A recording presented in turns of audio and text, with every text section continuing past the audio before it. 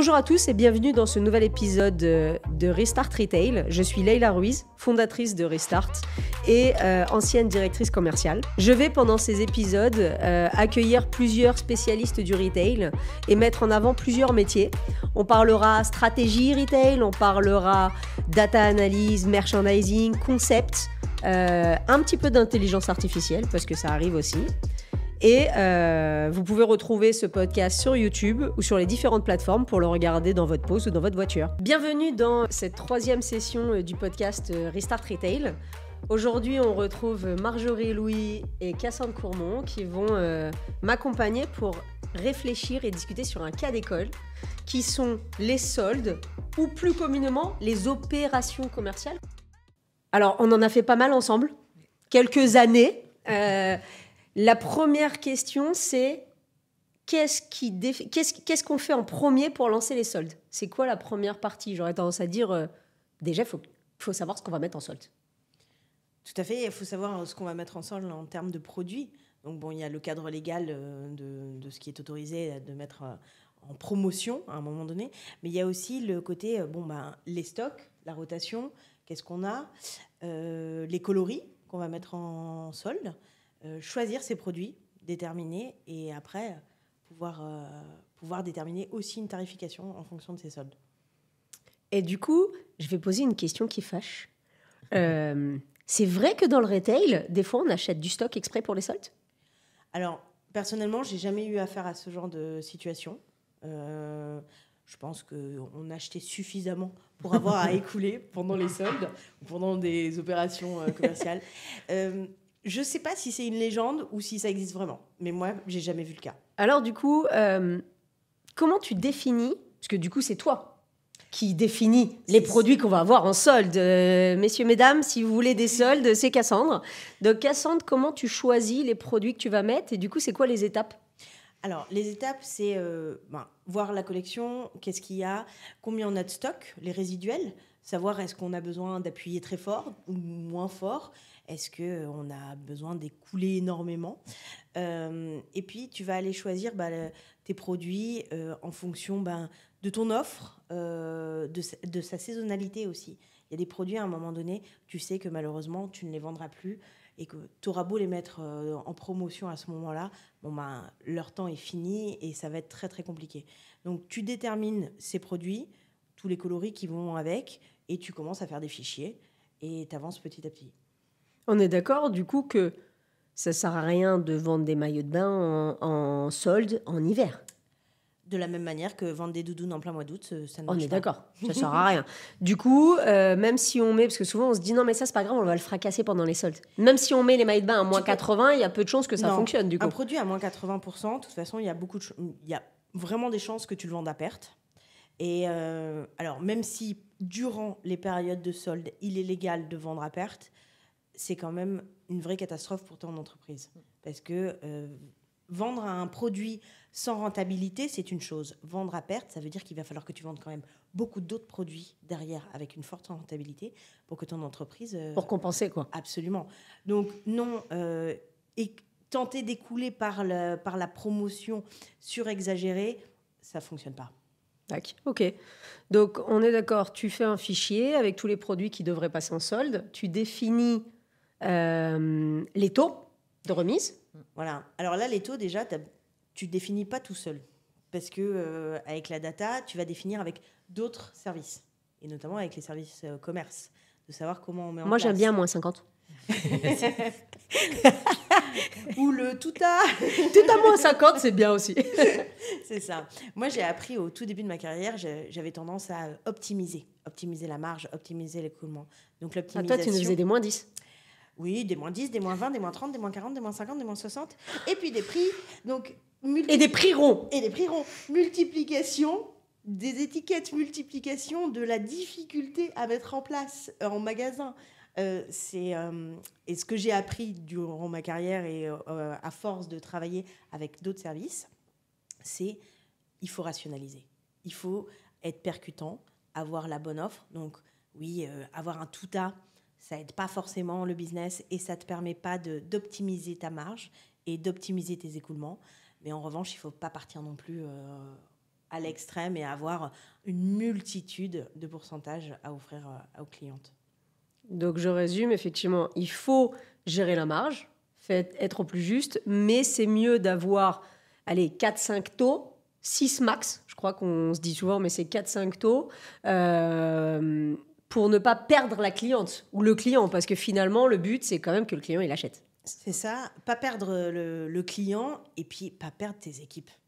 Moi, je sais que j'avais mis en place à un moment donné une stratégie et un DR m'a dit « Ok, viens au magasin, va swifter, va vérifier comment ça marche. » Alors, attends, swifter, parce que souvent on me dit « Mais ça veut dire quoi ?» Donc, pour tout le monde, swifter, vous savez, c'est les petites étiquettes rouges, bleues, enfin la couleur que vous voulez, qui est accrochée au vêtement. Et ça prend un temps de fou. Donc, plus vous swiftez, plus vous passez de la masse salariale, des heures qui ne rapportent pas d'argent. C'est aussi, alors quand les boîtes font tout à, c'est aussi l'intérêt parce que le tout à ne demande pas de Swift. Et du coup, ce que vous allez perdre en marge va être en partie, on est bien d'accord, ça va pas te compenser, en partie compensé par la masse salariale et les PLV. Parce que tout à, il n'y a pas besoin de mettre plein de petites étiquettes. Même si, quand il y a 4-5 taux, rien de mieux que d'avoir une indication sur l'étiquette. Soit un Swift, soit, comme vous le voyez souvent, comment ça s'appelle ? Une pastille. Une gommette, une pastille. Oui. Ok, donc tu définis les taux, tu nous dis, ok, il y aura ça, ça, ça. Je sais que souvent, on te demande aussi, et notamment le maire, je te demande quel pourcentage du magasin va être en solde. Exactement. Quel pourcentage et à quel taux. Et c'est là où on commence à travailler vraiment en parallèle avec le merch, où, avec Marjorie, on l'a eu fait, de faire des simulations, de se rendre compte. Et à l'inverse, ce qui est très étonnant, c'est que souvent, on est sur des fichiers Excel, on gère des milliers de références, et il y a le terrain qui nous dit « Oui, mais en fait, tu as mis tous les coloris, sauf lui, il est tout seul, donc on ne sait plus où le mettre dans le magasin. » Et là, effectivement, tu dois revoir ta stratégie aussi en data et dire « Bon, oui, on ne va pas le laisser tout seul. On va l'embarquer avec le reste. » Le pauvre. Et donc, du coup, Marjorie, c'est là que toi, tu prends la suite. Une fois que la data t'a dit, voilà le fichier. Donc, effectivement, j'ai bien compris qu'il y a un échange entre vous, attends, là, tu as mis le fichier, mais ça passe pas. Comment tu fais, toi, après, pour définir la stratégie ou le book merch des soldes ? Alors, il y a le fichier, il y a aussi une discussion avec le retail, le commercial, sur quelle est la stratégie solde et la stratégie de com. Est-ce qu'on tape fort ? Parce qu'il y a une stratégie vitrine, il y a un tout à moins 50, toutes les vitrines annoncent les soldes. Jusqu'à, généralement. Jusqu'à moins 50, ou un peu de vitrine nouvelle collection, ou beaucoup de communication sur la nouvelle collection. C'est une grande nouveauté depuis 2-3 ans. Beaucoup de marques, maintenant, font des vitrines nouvelle co, avec juste le petit bandeau solde, quoi. Exactement. Et ça, c'est un peu le début de l'histoire, puisque ça va déterminer si dans ton magasin, tu tapes fort sur la visibilité des soldes, ou si tu joues la stratégie de travailler un petit peu nouvelle collection dès l'entrée du magasin. Et là, un peu, l'idée, c'est de jouer sur le trafic pour vendre à taux plein en compensation de soldes des fois agressives, parce que c'est de travailler de l'agressivité face à de la nouvelle collection. Donc, c'est assez gagnant en termes de marge à la fin.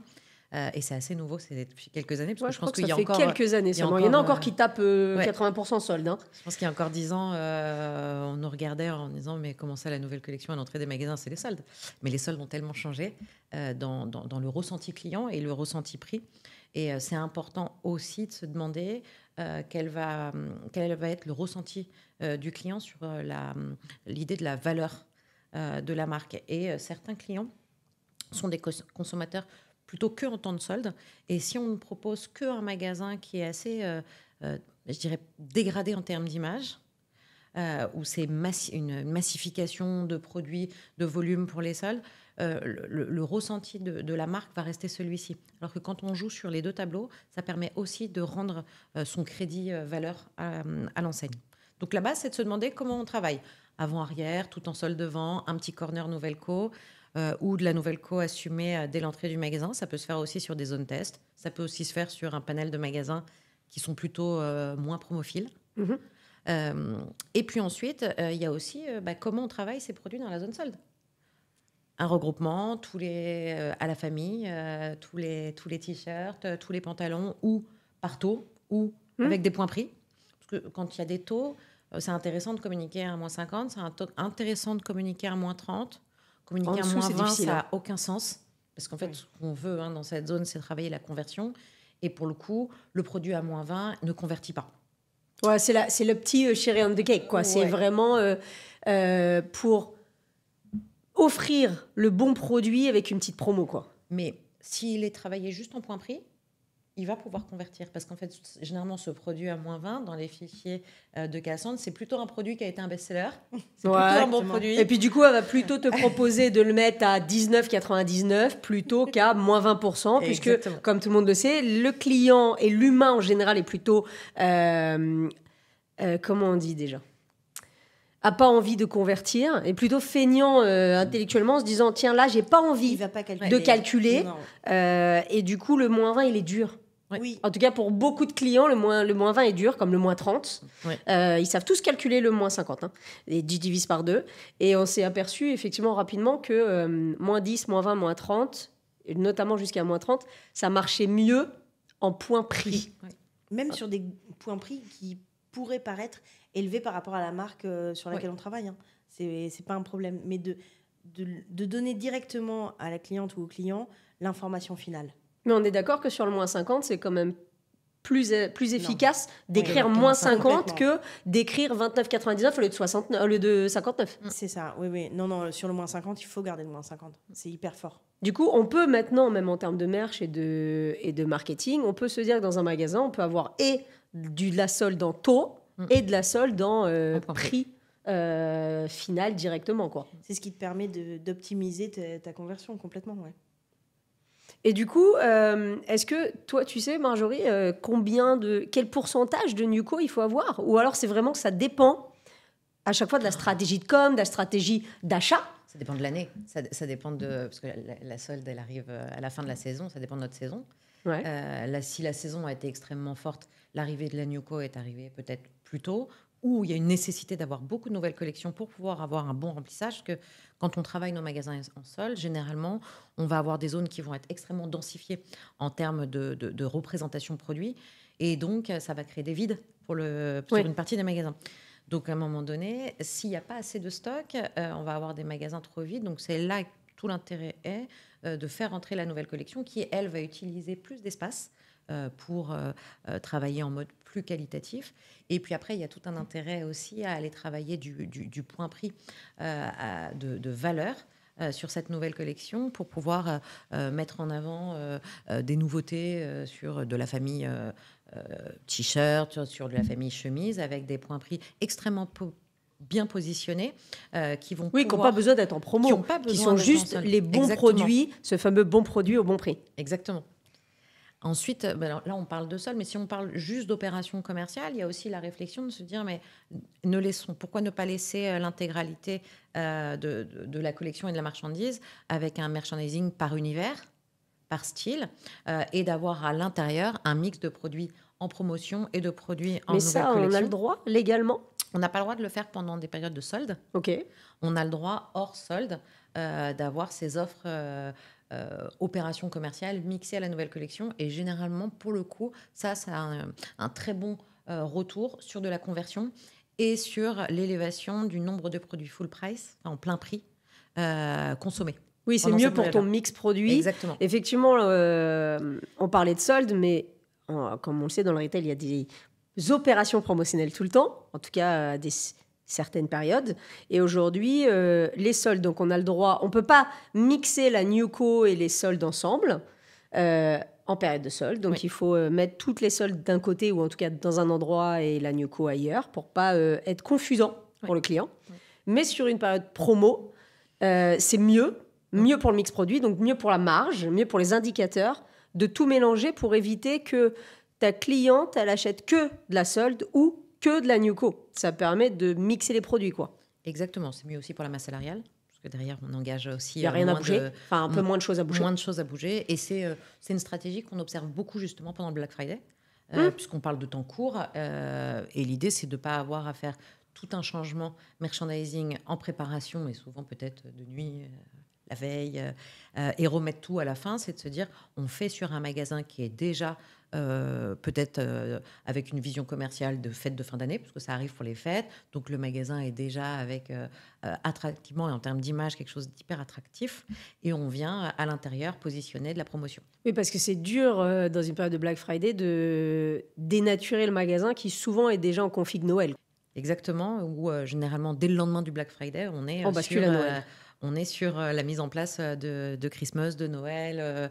Et ce sont des temps tellement forts commercialement parlant qu'on ne peut pas se permettre de louper 3-4 jours de business pour tout remettre en place. Bon, après, je connais quelques marques qui vident tout le magasin la veille pour le mettre en Black Friday une journée. On ne citera pas les marques, mais on peut dire qu'il y en a qui ont une puissance de frappe qui permettent de vider un magasin une nuit, de faire Black Friday sur une journée, de revider le magasin et de retourner comme si rien n'était. Après, je pense que en termes de masse salariale, ça doit être énorme de faire ce type d'opération. Ça l'est. C'est un choix d'écoulement. Maintenant, on est embêté maintenant parce qu'on le voit depuis plusieurs années, les ventes privées sont les nouvelles soldes. Disons-le clairement. Oui. Maintenant, on a des clients qui font les ventes privées, qui font plus les soldes. Ou en tout cas, on a toutes les trois connu le boom du premier jour des soldes avec des chiffres extraordinaires. Bon, maintenant, on sait que le boom, il commence le 26 décembre. Généralement, les fameux Boxing Day, dès le lendemain.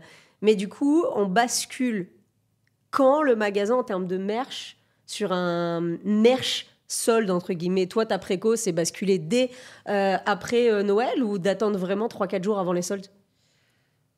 Tout dépend de la stratégie. Si on est sur un droite-gauche, on peut commencer en droite-gauche avec une grosse partie de nouvelle collection. On peut anticiper un peu plus tôt, parce qu'on gardera un magasin plutôt marchand et quali pendant cette période-là. Je dirais que le meilleur moment pour faire l'implantation merchandising, c'est la semaine du Nouvel An. OK.